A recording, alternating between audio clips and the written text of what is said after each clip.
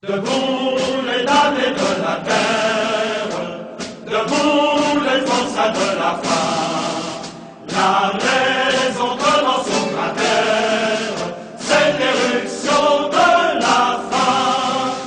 Du passé, faisons table rase, sous l'esclave, debout, debout. Le monde va changer de base, nous ne sommes rien, soyons doux. C'est la lutte finale, nous pour nous et demain. L'internationale sera le genre humain. C'est la lutte finale, nous pour nous.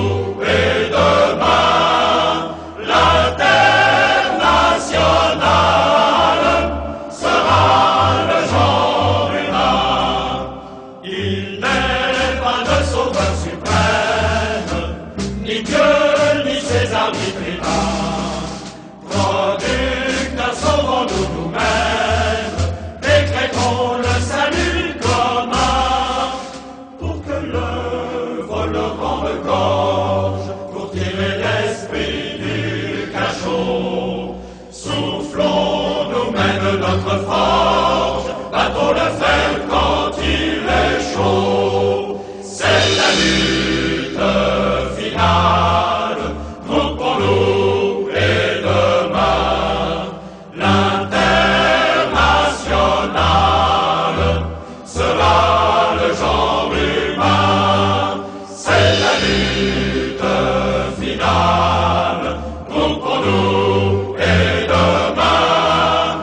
L'internationale sera le genre humain.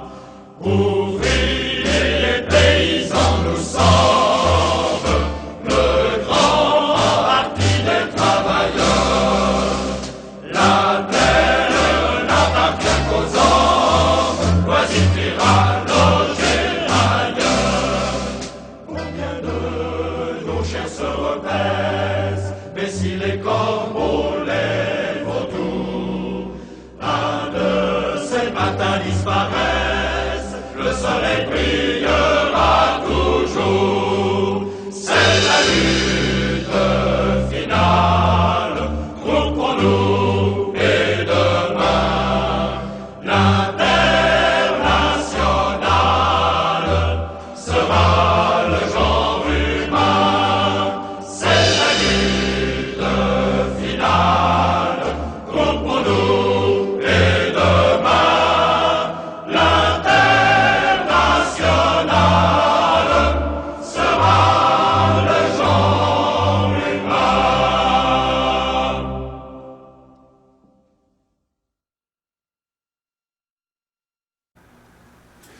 Bonjour mes chers amis, nous sommes bien le 20 janvier 2012, donc une année et 10 jours après la Révolution, et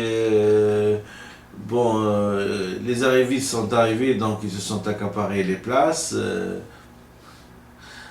pour faire de la politique, ce qu'ils conçoivent être comme politique, mais que j'ai dit que la politique c'est beaucoup plus complexe que ce qu'ils croient, et que leur niveau culturel n'était pas à un niveau pour diriger un pays, et que s'ils s'accaparaient le pouvoir, on allait à notre perte. Eh ben, les choses se sont pas tassées, il y a des manifestations partout, on coupe les routes partout, il y a des grèves partout, et donc, comme je l'ai dit, comme je l'ai prédit, dans une de mes vidéos, et je pense bien que ce soit la dernière vidéo que j'ai enregistrée, que le problème était un problème mental, et que les capacités mentales des dirigeants depuis 54 ans n'ont pas été à la hauteur de la tâche qu'ils aimeraient bien faire. Bien qu'ils sont en train de promettre monts et merveilles, le pays va à sa perte. Le pays va à sa perte. Ce n'est pas un problème, donc c'est un problème qui n'est pas un problème verbal, mais un problème structural. Je vais essayer de vous dire, puisque le dernier ministre nous a amené des documents et il a commencé à nous faire des promesses d'ivrogne, hein, sur ce qu'il va faire et sur le nombre innombrable de travailleurs qu'il va embaucher cette année, et qu'il s'agissait de rester tranquille et d'attendre le paradis qui s'achemine vers nous petit à petit. Mais il faudrait donner le temps au temps, comme on dit, et que ça a été exactement la phrase du président, il faut laisser, il faut leur donner le temps.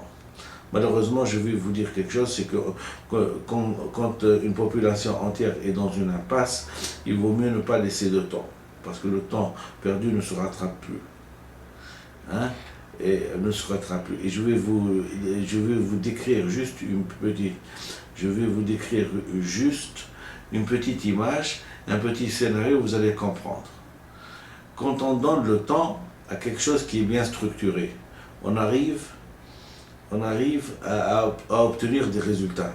On arrive à élever le niveau de vie des gens. On arrive à les faire sortir de la misère et du chômage et tout.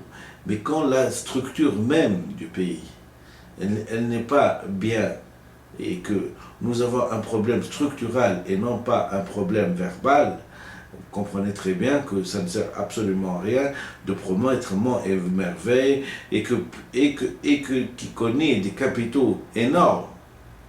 Ce n'est pas un problème de capitaux. Je l'ai dit, je ne l'ai même pas dit maintenant, je l'ai dit quand je me suis présenté à la direction du FMI, hein, la direction du FMI où j'ai été éliminé, bien sûr, en tant que récalcitrant et en tant que arabe et musulman, prenant mes aises pour postuler à cette candidature, mais je l'ai dit, tant qu'on ne respectant pas l'humain, tant que nous ne respectons pas les données de la nature, on n'a pas besoin de capitaux, on a besoin de structures. C'est exactement pareil, imaginez un petit peu les deux tours jumelles qui ont été effondrées par deux avions, hein, où ce ramassis de débris, de pierres et de trucs, hein,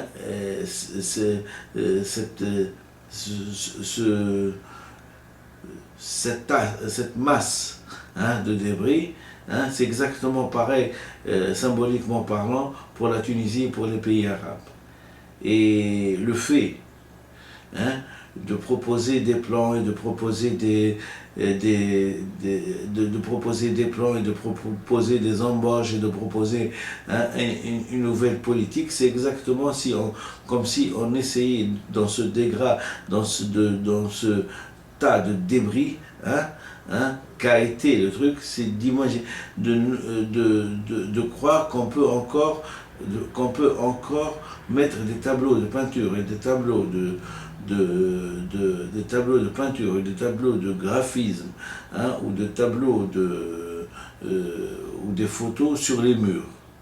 Les murs qui se sont effondrés, la structure qui s'est effondrée, elle ne peut plus accepter, hein, elle est dans l'impossibilité, hein,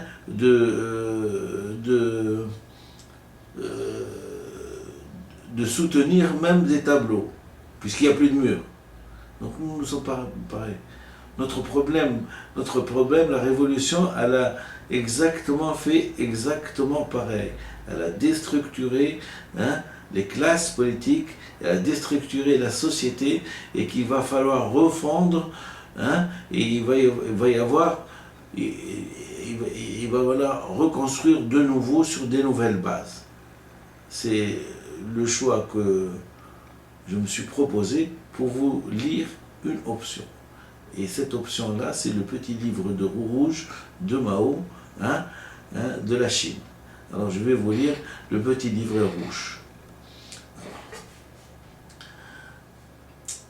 Et à chaque fois, par reconnaissance à la Chine et par reconnaissance à son éminence Mao Tse-tung, je vais vous dire exactement par où sont passés, hein, parce qu'ils étaient exactement dans notre cas, un tas de débris, hein, et comment ils se sont reconstruits.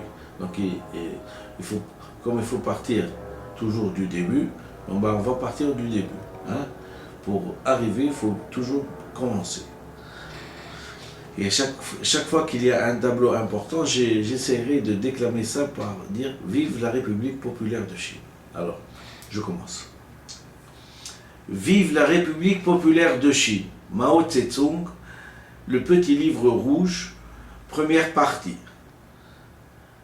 Le noyau dirigeant de notre cause, c'est le Parti communiste. Le fondement théorique sur lequel se guide notre pensée, c'est le marxisme-léninisme. C'est l'allocution d'ouverture à la première session de l'Assemblée populaire, l'Assemblée nationale de la République de Chine. Pour faire la révolution, il faut qu'il y ait un parti révolutionnaire. Sans un parti révolutionnaire, sans un parti fondé sur la théorie révolutionnaire marxiste-léniniste et le style révolutionnaire marxiste-léniniste, il est impossible de conduire la classe ouvrière et les grandes masses populaires à la victoire dans leur lutte contre l'impérialisme et ses valets.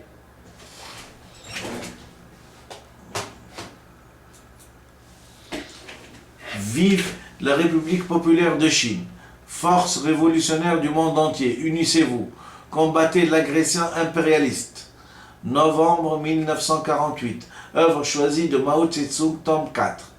Sans les efforts du Parti communiste chinois, sans les communistes chinois, ces piliers du peuple, il est impossible à la Chine de conquérir son indépendance et d'obtenir sa libération. Il lui sera impossible également de réaliser son industrialisation et de moderniser son agriculture. Du gouvernement de coalition, 24 avril 1945, œuvre choisie de Mao Tse-tung, tome 3. Le Parti communiste chinois constitue le noyau dirigeant du peuple chinois tout entier. Sans un tel noyau, la cause du socialisme ne saurait triompher. Vive la République populaire de Chine. Allocution à la réception accordée aux délégués du 3e congrès de la Ligue de la jeunesse de démocratie nouvelle de Chine, 25 mai 1957. Pour faire la révolution, il faut qu'il y ait un parti révolutionnaire.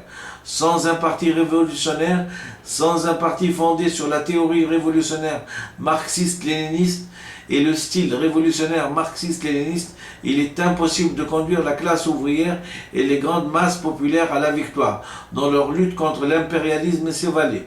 Force révolutionnaire du monde entier, unissez-vous, combattez l'agression impérialiste.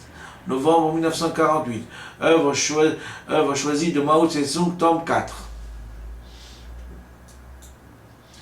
Sans les efforts du Parti communiste chinois, sans les communistes chinois, ces piliers du peuple, il sera impossible à la Chine de conquérir son indépendance et d'obtenir sa libération. Il lui sera impossible également de réaliser son industrialisation et moderniser son agriculture.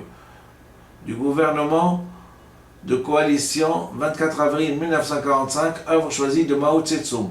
Le Parti communiste chinois constitue le noyau dirigeant du peuple chinois tout entier. Sans un tel noyau, la cause du socialisme ne saurait triompher.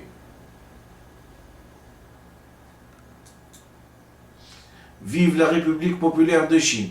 Allocution à la réception accélérée accordée aux délégués du 3e congrès de la Ligue de la jeunesse de démocratie nouvelle de Chine.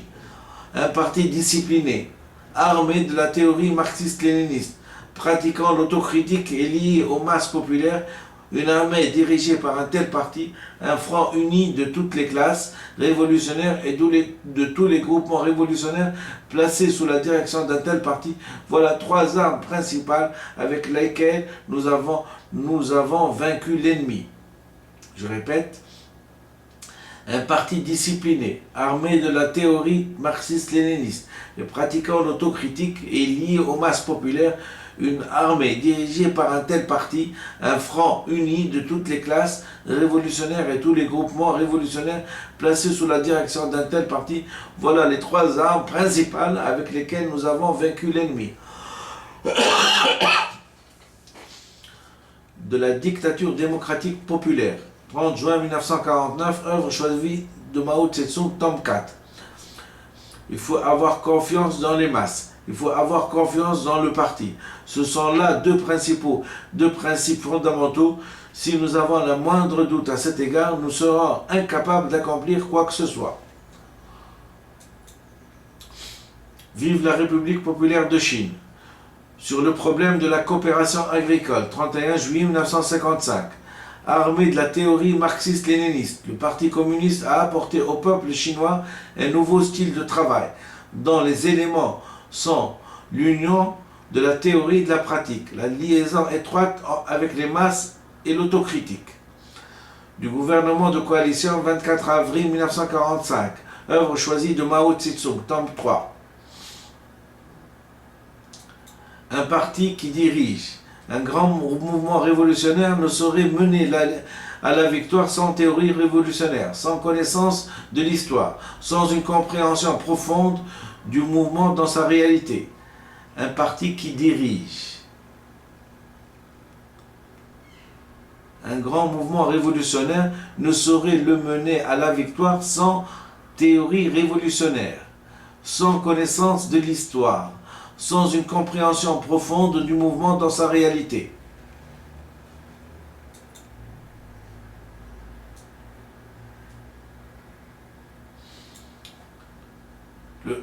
Le rôle du Parti communiste chinois dans la guerre nationale, octobre 1938, œuvre choisie de Mao Tse-tung.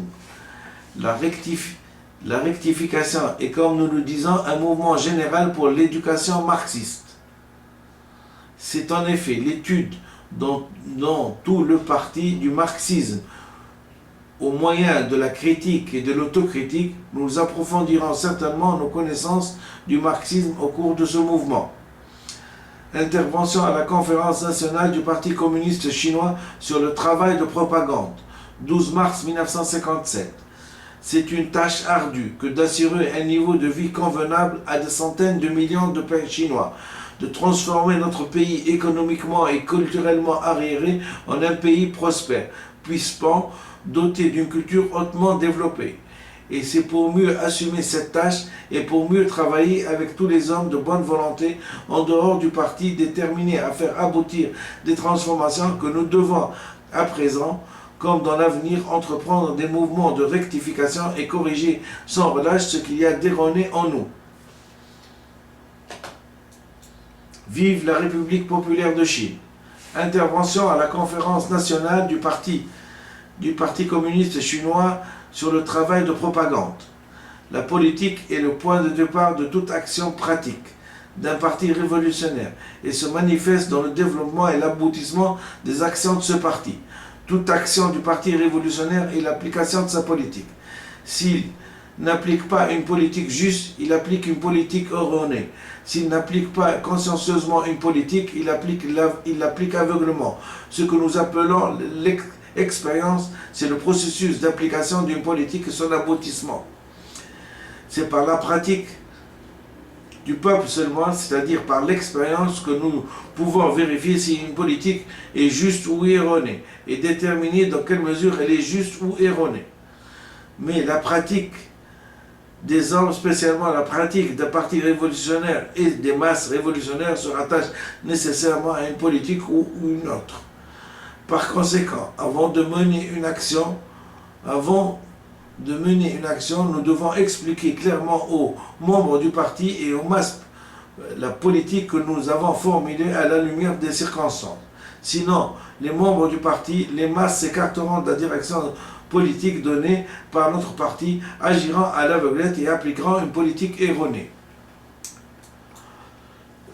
Vive la République populaire de Chine. À propos de la politique concernant l'industrie et le commerce, œuvre choisie de Mao Tse-tung.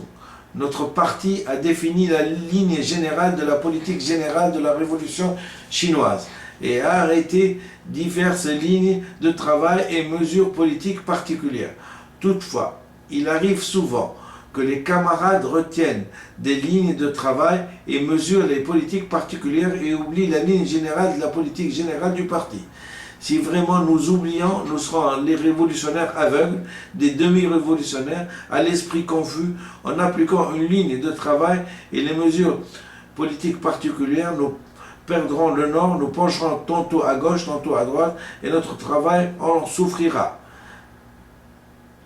Discours prononcé à une conférence des cadres de la région libérée de Shanxi-Shuizen, 1er avril 1948. Œuvre choisie de Mao Tse-tung, tome 4. Politique et tactique sans politique et tactique sans la vie même du parti. Les camarades dirigeants à tous les échelons doivent leur accorder la plus grande attention et ne jamais se montrer négligents à cet égard. Circulaire sur la situation 20 avril 1948, œuvre choisie de Mao Tse-tung, tome 4. Voilà, j'ai tenu à vous lire le premier livre, le premier chapitre du petit livre rouge de Mao Tse-tung. Bien sûr, en ayant une arrière-idée dans la tête, c'est que nous essayerons, si nous voulons être vraiment des véritables révolutionnaires, et que nous avons mérité cette révolution et que les martyrs qui sont tombés sur les trottoirs avec leur sang, hein, si on devait leur être conforme à leur mémoire, on devrait appliquer à la révolution qui est déjà une révolution en elle-même, puisque du point de vue culture, elle propose pour la langue arabe un changement des lettres latines, et donc le respect de l'acquis phylogénique est une donnée naturelle de la vie. Hein, chaque être humain naît avec son acquis phylogénique, et d'écrire de gauche à droite, c'est déjà une révolution culturelle, mais plus qu'une révolution culturelle, nous préconisons une politique pour que la révolution réussisse, et c'est vraiment la politique du marxisme-léninisme, donc la politique communiste, hein, ce qu'a préconisé Mao Tse-tung quand il a trouvé son pays en plein débris, comme un amas de gravats, un amas de gravats, et qu'il a pu le reconstruire. Et nous voyons chaque jour que c'est devenu la première puissance mondiale, hein, la première puissance mondiale, et qu'elle mérite sa place à force de travail, à force de silence, à force de culture, et à force de conviction. Ceci dit, comme Mao Tse-tung, c'est vraiment pas la place de dirigeant, et de pouvoir serrer les mains et de pouvoir faire des émissions de télévision, hein, et de pouvoir donner un programme nié, hein, à ses concitoyens, qu'il a réussi à faire de la Chine ce que nous préconisons, nous autres révolutionnaires, hein, nous autres révolutionnaires communistes, hein, à la Tunisie. Que Dieu reconnaisse les siens. Allez, bonne journée et à bientôt. Nous avons copié mécaniquement les expériences des pays frères, et ce fait a constitué une erreur, pas de plus grave, mais une erreur qui a freiné le développement et a contribué dangereusement à l'heure de phénomènes qui doit être combattu avec le plus de vigueur au cours de la révolution socialiste, le bureaucratisme. Même s'il déclare les honneurs ça m'emmerde et qu'il marche de préférence à côté des tapis rouges, cet anticonformiste volontiers débraillé, qui ignore la langue de bois, rappelle partout la justesse et l'urgence de la libération des pays du tiers-monde. La bestialidad imperialista. Bestialidad que no tiene una frontera determinada ni pertenece a un país determinado. Bestias fueron las hordas hitleristas Como bestias son los norteamericanos hoy, como bestias son los paracaidistas belgas, como bestias fueron los imperialistas franceses en Argelia. Porque es la naturaleza del imperialismo la que bestializa a los hombres, la que la convierte en fieras sedientas de sangre que están dispuestas a degollar, a asesinar, a destruir hasta la última imagen de un revolucionario, de un partidario de un régimen que haya caído bajo su bota o que luche por su libertad. Y la estatua que recuerda a Lumumba, hoy destruida pero mañana reconstruida, nos recuerda también en la historia trágica de ese mártir de la revolución del mundo, que no se puede confiar en el imperialismo, pero ni tantito así, nada.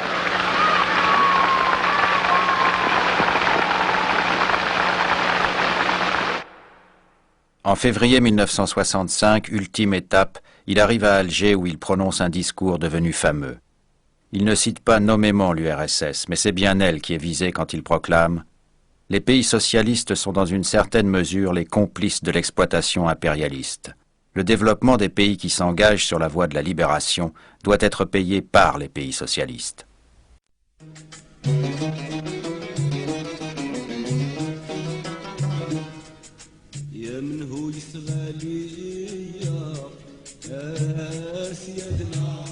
كيف جرالي من العشيق وعويشة والحراس حراس حكيم من الحياس يا منو يصغالي يا سيادنا كيف جرالي من العشيق وعويشة والحراس حراس حكيم من الحياس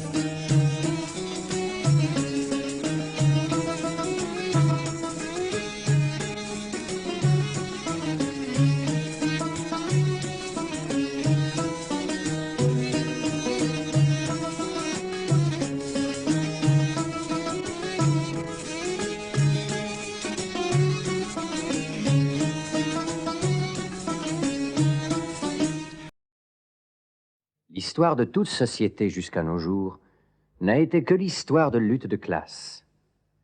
Hommes libres et esclaves, patriciens et plébéiens, barons et serfs, maîtres de jurants et compagnons, en un mot, oppresseurs et opprimés, en opposition constante, ont mené une guerre ininterrompue, tantôt ouverte, tantôt dissimulée, une guerre qui finissait toujours soit par une transformation révolutionnaire de la société tout entière, soit par la destruction des deux classes en lutte.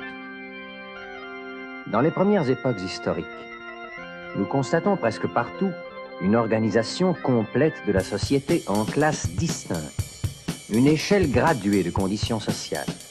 Dans la Rome antique, nous trouvons des patriciens, des chevaliers, des plébéiens, des esclaves. Au Moyen-Âge, des seigneurs, des vassaux, des maîtres, des compagnons, des serfs, et de plus dans chacune de ces classes, une hiérarchie particulière. La société bourgeoise moderne, élevée sur les ruines de la société féodale, n'a pas aboli les antagonismes de classe. Elle n'a fait que substituer de nouvelles classes, de nouvelles conditions d'oppression, de nouvelles formes de lutte à celles d'autrefois. Cependant, le caractère distinctif de notre époque, de l'époque de la bourgeoisie, est d'avoir simplifié les antagonismes de classe. La société se divise de plus en plus en deux vastes camps d'ennemis, en deux grandes classes diamétralement opposées, la bourgeoisie et le prolétariat.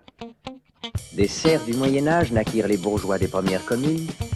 De cette population municipale sortirent les premiers éléments de la bourgeoisie. La découverte de l'Amérique, la circumnavigation de l'Afrique offrirent à la bourgeoisie naissante un nouveau champ d'action. Les marchés de l'Inde et de la Chine, la colonisation de l'Amérique, le commerce colonial, la multiplication des moyens d'échange et en général des marchandises donnèrent un essor jusqu'alors inconnu au négoce, à la navigation, à l'industrie et assurèrent en conséquence un développement rapide à l'élément révolutionnaire de la société féodale en dissolution. L'ancien mode d'exploitation féodale ou corporative de l'industrie ne suffisait plus aux besoins qui croissaient sans cesse à mesure que s'ouvraient de nouveaux marchés. La manufacture prit sa place. La petite bourgeoisie industrielle supplanta les maîtres de jurement. La division du travail entre les différentes corporations céda la place à la division du travail au sein de l'atelier même. Mais les marchés s'agrandissaient sans cesse, la demande croissait toujours. La manufacture à son tour devint insuffisante. Alors la vapeur et la machine révolutionnèrent la production industrielle. La grande industrie moderne supplanta la manufacture. La moyenne bourgeoisie manufacturière céda la place aux millionnaires de l'industrie, aux chefs de véritables armées industrielles, aux bourgeois modernes.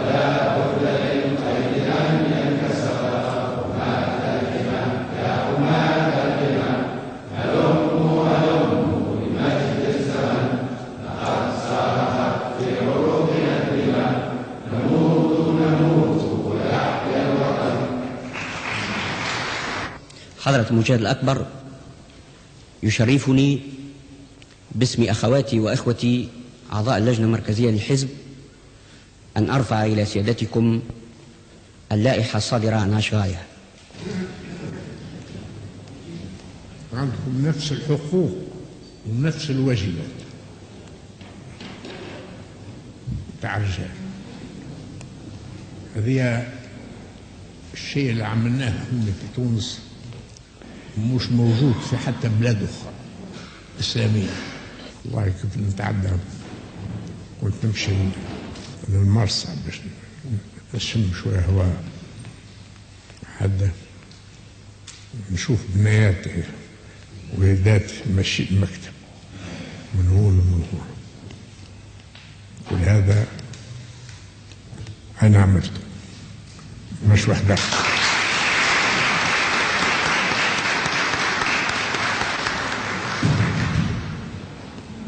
والحمد لله المرأة كانت عند حسن الظن، قايمة بواجبها على الوجه الأكمل.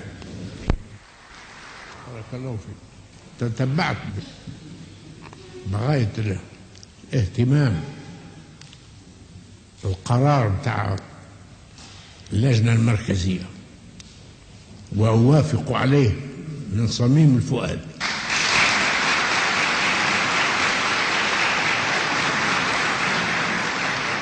بقي الباقي من حياتي سخرها باش نقضي على الرشوة والزمال حتى تكون الدولة التونسية نظيفة، لا تقبل الشبهات.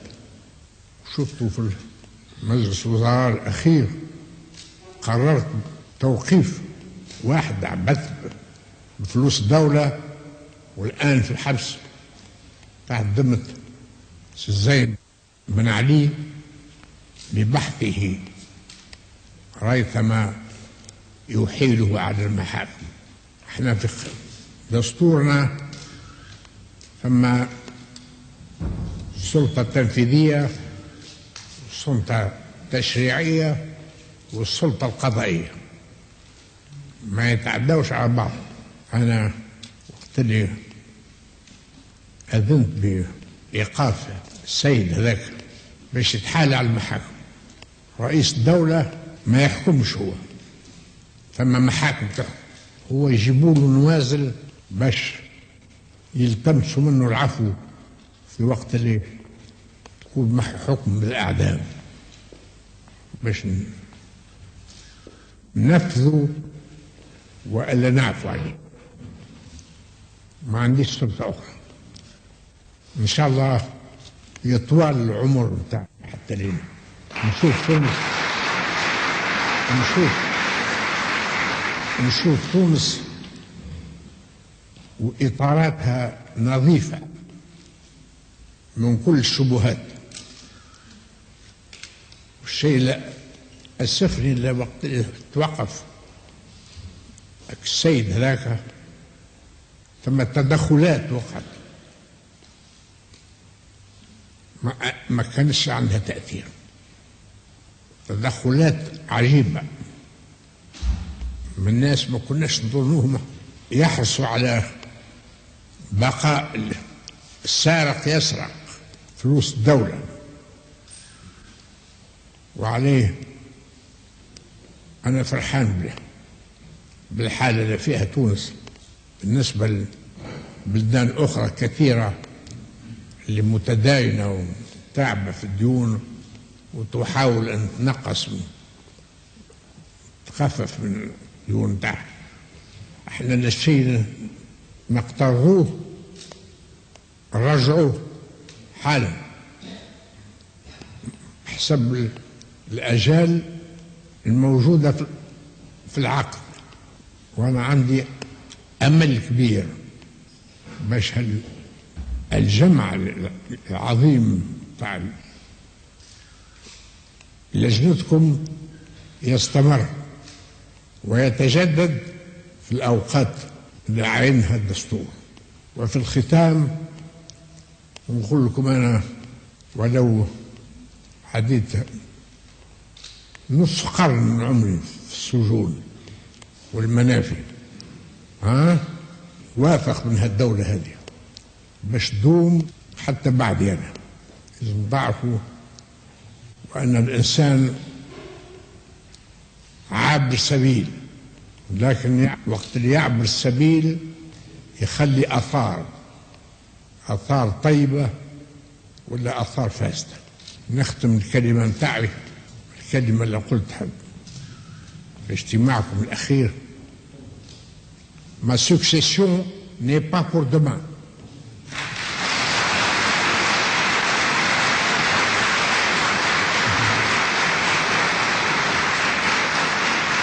Je suis encore là.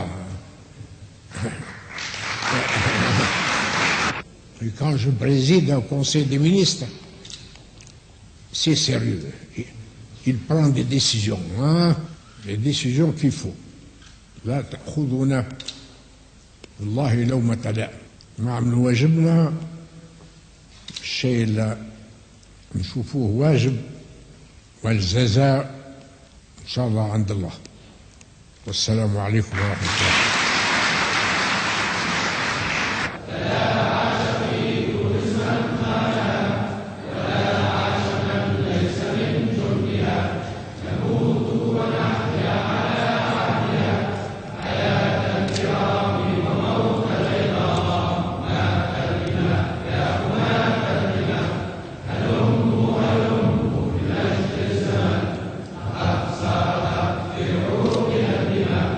نموت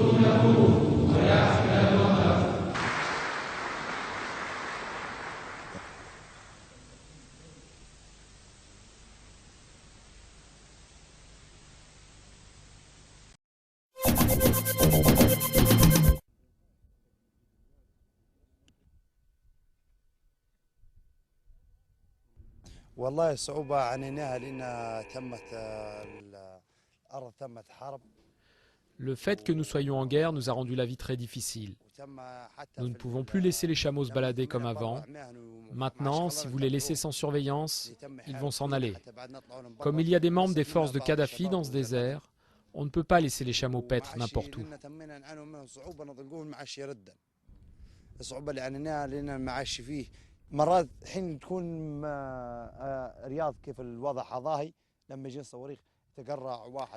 Un jour, tout était calme, comme maintenant, et les chameaux ont entendu une grosse bombe tomber à proximité, et ils se sont enfuis, parce que les chameaux peuvent voir et sentir plus de choses que les autres animaux.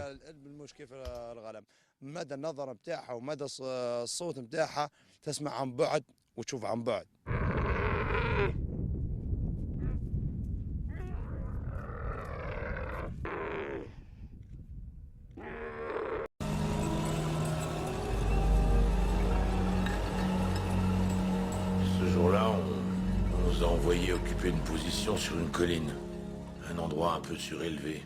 En fait, cette position était précisément en bordure ouest des camps de réfugiés. De là où j'étais, je voyais clairement que c'était une zone peuplée, une zone d'habitation. De temps en temps, on essuyait des tirs, on essayait de les localiser, on répliquait.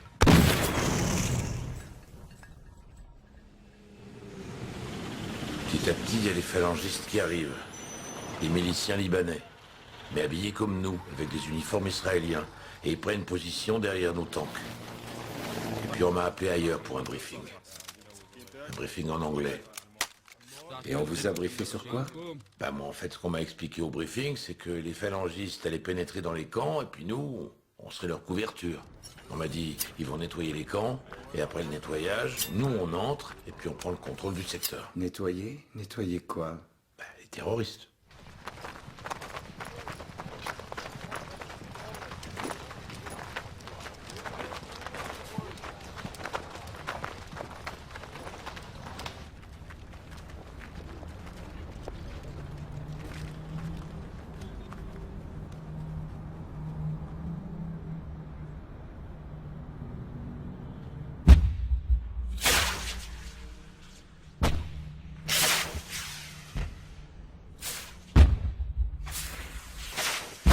On était sur un toit, sous un ciel complètement illuminé.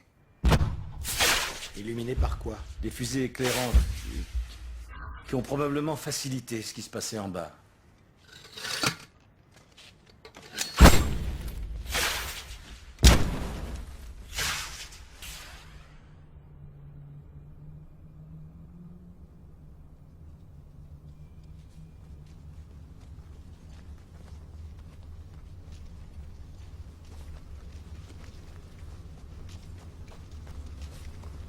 Alors le matin, ils ont commencé par évacuer les civils.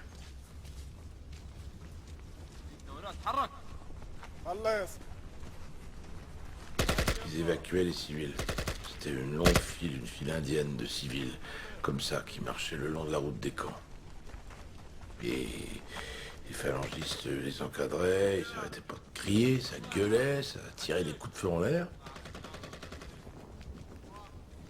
Il y avait des femmes, des vieillards.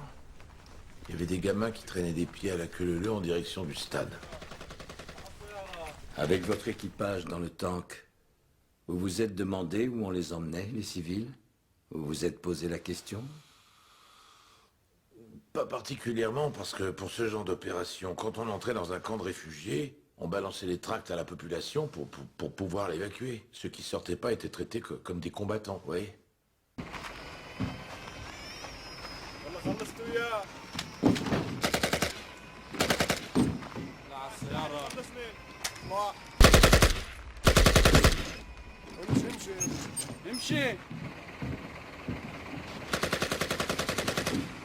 Ils tuent tout le monde. Ils les ont égorgés. Il y en a qu'on a embarqués dans des camions comme des animaux. Il y en a à qui on a tailladé des croix sur la poitrine. Il y a des blessés. Il y a beaucoup de blessés. Des blessés graves. Qui ont été comme ça embarqués pour une destination que personne ne connaît. Nous, on a vu un phalangiste pousser devant lui un homme assez âgé. Et au bout d'un moment, on entend des tirs. Pas 3, 4 coups de feu. Et puis le phalangiste ressort tout seul. Et nous, on lui demande ce qui s'est passé. Maintenant, c'est vrai qu'on parlait pas la même langue. Alors avec des boum-boum, des gestes, il nous fait comprendre qu'il a dit au vieux de se mettre à genoux, et comme le vieux a refusé, il lui a tiré dessus, d'abord dans les genoux, puis dans le ventre, et finalement dans la tête. Est-ce qu'il y a un moment où le déclic se produit et tout se tient?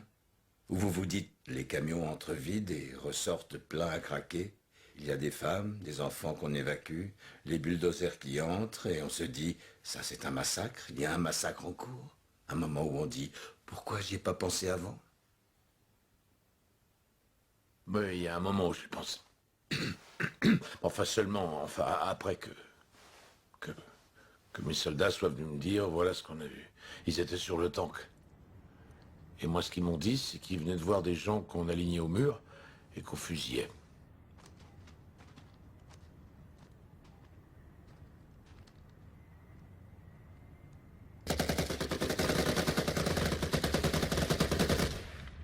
Et il y a eu des hurlements. Et ils ont tiré sur des civils. Je me suis aussitôt mis en rapport avec mon supérieur. Et je l'ai averti, je lui ai parlé de tous les événements dont m'avaient parlé mes hommes. Et lui, il m'a répondu, on sait tout ça. L'info a été transmise, on fait ce qu'il faut. Alors forcément, je suis parti du principe que nos chefs étaient au courant et à même de gérer. Et où se trouvait le commandement? Où était le quartier général? Il était derrière moi, peut-être à 100 mètres maximum, sur un immeuble qui surplombait ma position. En hauteur, donc? Tout à fait, oui. Il pouvait voir tout ce qui se passait en contrebas. En tout cas, j'imagine, beaucoup mieux que moi.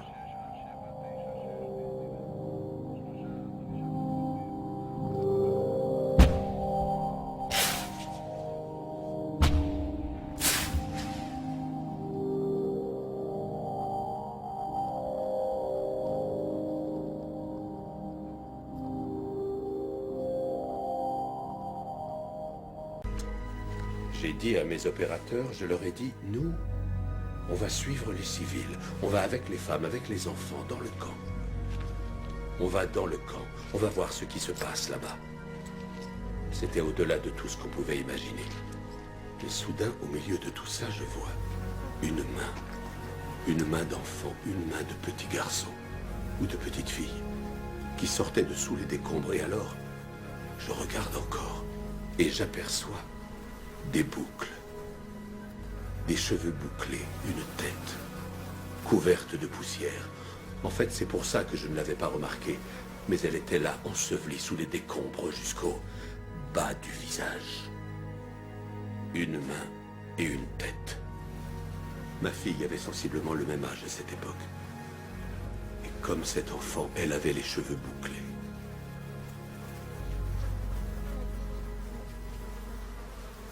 Les maisons palestiniennes dans les camps de réfugiés ont une cour intérieure. On y a découvert des femmes, des enfants gisant au sol. Les phalangistes avaient d'abord sorti les hommes jeunes pour les liquider, avant de régler leur compte au reste de leur famille. On s'est retrouvé dans une ruelle qui était très étroite, peut-être la largeur d'un homme et demi. Elle était bouchée, c'était comme si on l'avait murée de l'intérieur, à une hauteur, mettons, à la hauteur de la poitrine d'un homme, avec des cadavres d'hommes jeunes. Et là, je commence à comprendre ce que je vois. Je vois le résultat d'un massacre.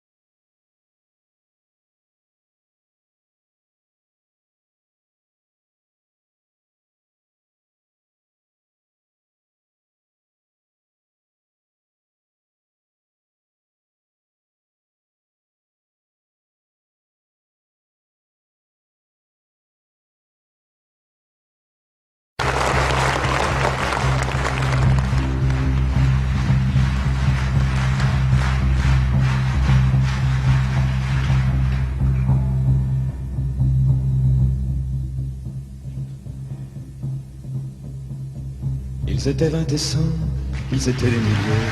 Nous et maigres tremblants dans ces wagons plombés qui déchiraient la nuit de leurs ongles battants.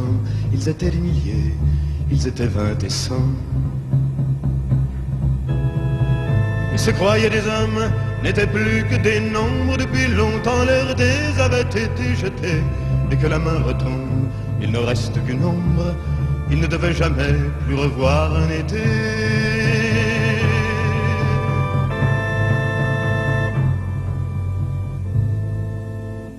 La fuite monotone et sans hâte du temps, survivre encore un jour, une heure, obstinément.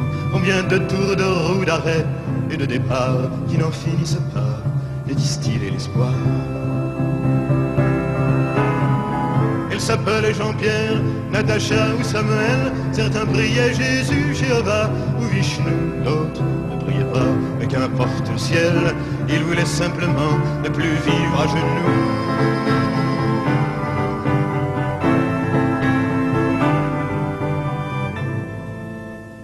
Ils n'arrivaient pas tous à la fin du voyage.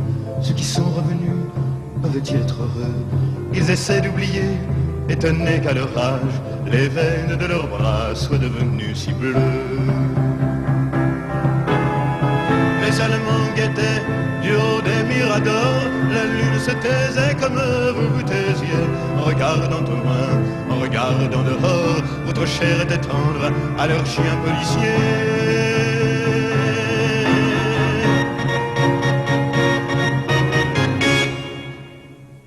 On me dit à présent que ces mots n'ont plus goût, qu'il vaut mieux ne chanter que des chansons d'amour, que le sang sèche vite en entrant dans l'histoire, et qu'il ne sert à rien de prendre une guitare.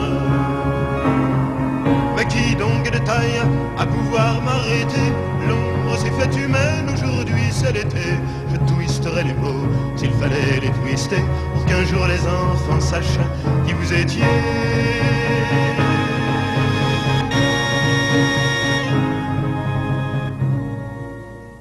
Vous étiez indécents, vous étiez des milliers, nus et maigres, tremblants dans ces wagons plombés, qui déchiriez la nuit de vos ongles battants. Vous étiez des milliers, vous étiez 20 et 100.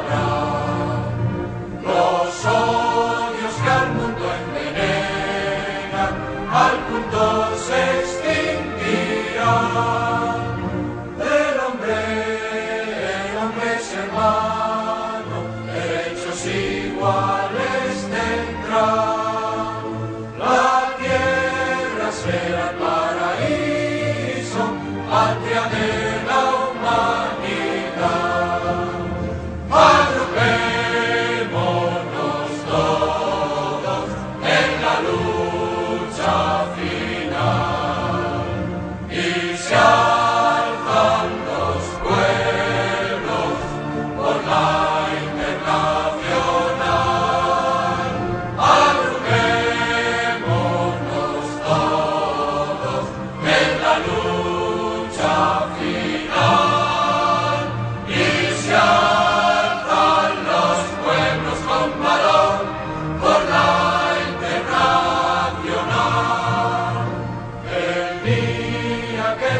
alcancemos, ni esclavos ni dueños habrá.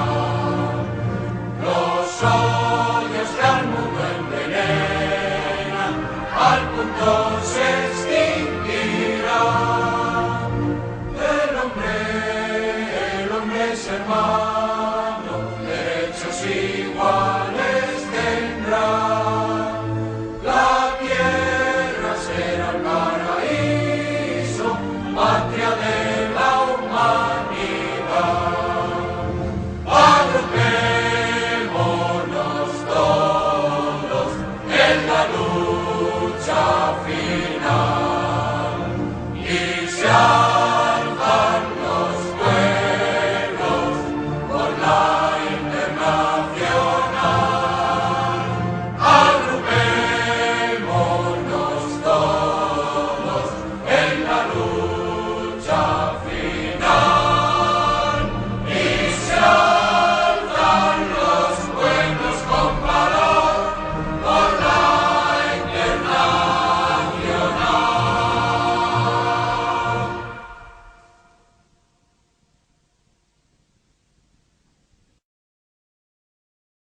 يا ثوار الأرض، يا ثوار الأرض، ثوروا عالطغيان، ثوروا عالحرمان.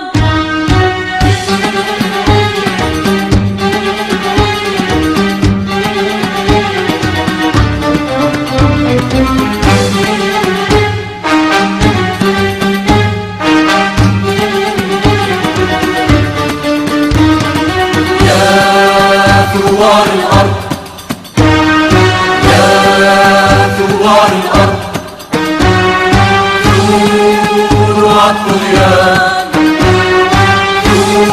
ثوروا عالحرمان. خلي الغضب يدمر، ريح الثورة تهدم، خلي الغضب يدمر، ريح الثورة تهدم. هدم الأصنام يا ثوار، يا ثوار، يا ثوار الأرض.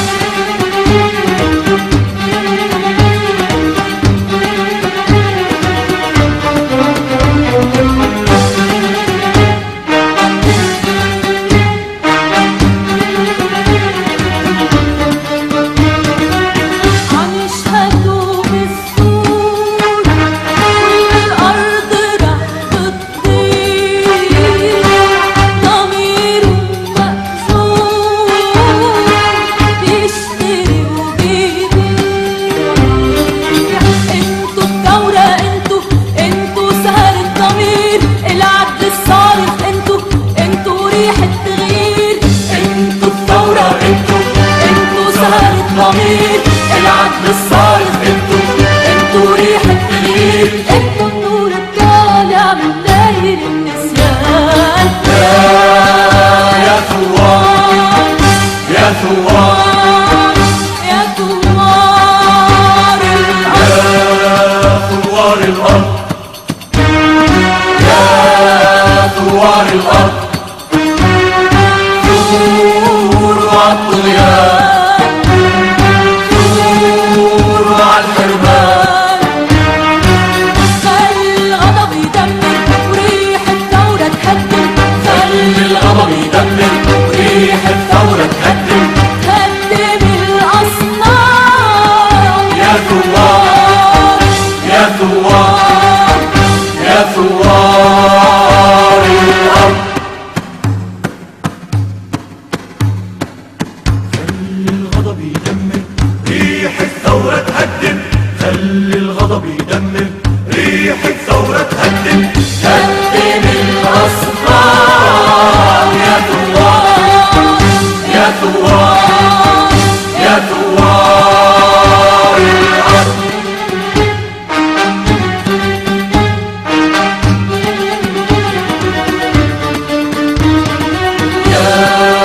ثوار الأرض، يا ثوار الأرض، ثوروا عالطغيان،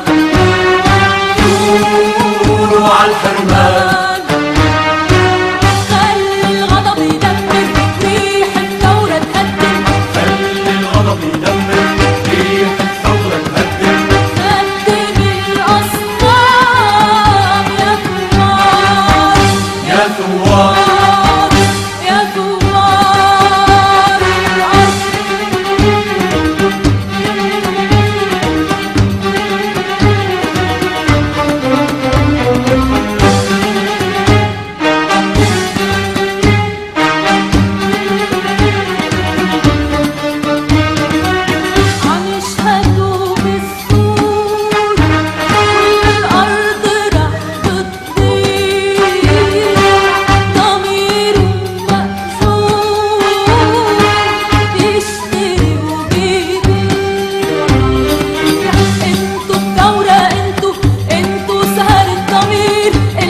الصارخ انتوا ريح التغيير، انتوا الثورة، انتوا سهر الضمير، العدل الصارخ انتوا ريح التغيير، انتوا النور الطالع من داير النسيان. يا ثوار يا ثوار يا ثوار الأرض، يا ثوار الأرض، ثوروا عالطغيان، ثوروا عالحرمان.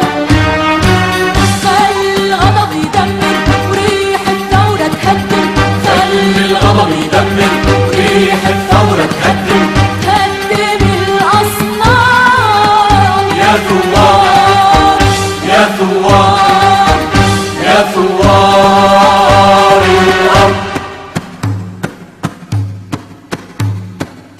خلي الغضب يدمر ريح الثورة تهدم، خلي الغضب يدمر ريح الثورة تهدم، هدم الأصنام. يا ثوار يا ثوار